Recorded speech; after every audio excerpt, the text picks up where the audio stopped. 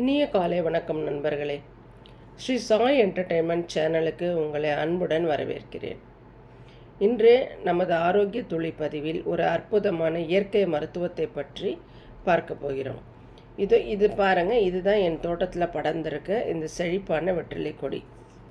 இதிலிருந்து ஒரு இலையை எடுத்து அது கூட 2 மிளகு சேர்த்து சாப்பிட்டா என்ன நன்மைகள் கிடைக்கும் அப்படிங்கிறத இந்த பதிவில் பார்க்க போகிறோம். வாங்க பதிவுக்குள்ளே போகலாம்.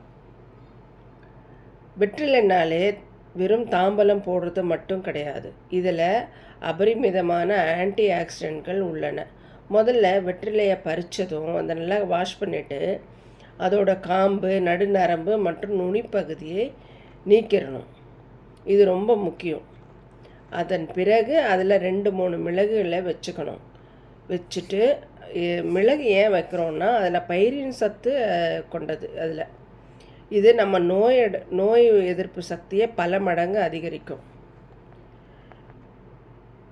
இந்த கலவை செரிமான மண்டலத்தின் நண்பன். இந்த வெற்றிலை மிளகும் கலந்து நம்ம சாப்பிட்றது செரிமான மண்டலத்துக்கு அவ்வளவு நல்லது. சாப்பிட்ட உணவு செரிக்காமல் வயிறு உப்புசமாக இருக்கிறவங்க இதை மென்று சாறை விழுங்கினப்போ 10 நிமிஷத்தில் பலன் தெரியும். நுரையீரலில் தேங்கியிருக்க நாள்பட்ட சளியை வெளியேற்ற இது ஒரு இயற்கை ஆன்டிபயாட்டிக். குழந்தைகளுக்கு மந்தமாக இருக்கும் சில குழந்தைங்க. அந்த குழந்தைங்களுக்கு இந்த சாறு 1 ஸ்பூன் கொடுத்தா போதும், நல்லா பசி எடுக்கும்.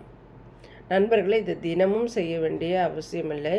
வாரத்தில் 2 முறை செய்யலாம், அல்லது அஜீரணம் ஏற்படும் போது மட்டும் சாப்பிடலாம். வெற்றிலையில் சுண்ணாம்பு தடவாமல் வெறும் மிளகோடு எடுக்கிறதே மருத்துவ முறை, சிறந்த மருத்துவ முறை.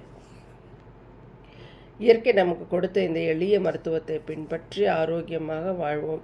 இந்த தகவல் உங்களுக்கு பிடித்திருந்தால் உங்கள் நண்பர்களுக்கும் பகிருங்கள். மறக்காமல் நமது சேனலை சப்ஸ்கிரைப் செய்யுங்கள். நாளை மற்றும் ஒரு ஆரோக்கிய தொழிலில் சந்திப்போம். நன்றி. வாழ்க வளமுடன்.